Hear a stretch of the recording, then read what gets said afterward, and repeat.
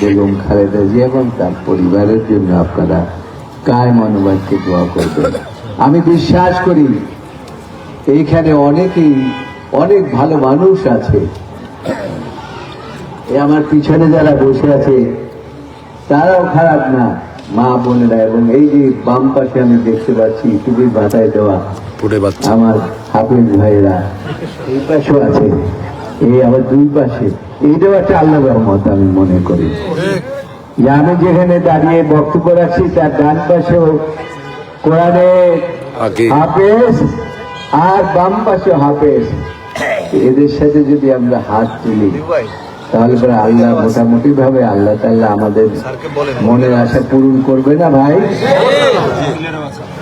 এবং এখানে অনেক মহিলাও আছেন যারা হয়তো একটু দূরে দূরে আছেন, তাদেরকেও বলবো আপনারাও একসাথে আমাদের সাথে হাত উঠাবেন। ইয়া রাসূলুল্লাহ, আপনার ক্ষমতার বলে আল্লাহর অসীম রহমতে এই গণতন্ত্রের কথা আমাদের ছেলের চির বিদায় নিয়েছে, তাকে আল্লাহ ব্যস্ত নসিব করে দিয়েন। আপনি না পারেন আল্লাহ, আপনার ক্ষমতা অসীম। নবী করিম সাল্লাল্লাহু আলাইহি ওয়াসাল্লাম বলেছেন যে আপনি একজন ভালো মানুষ যদি আরেকজন ভালো মানুষের জন্য দোয়া করে সেটা আপনি কবুল করেন।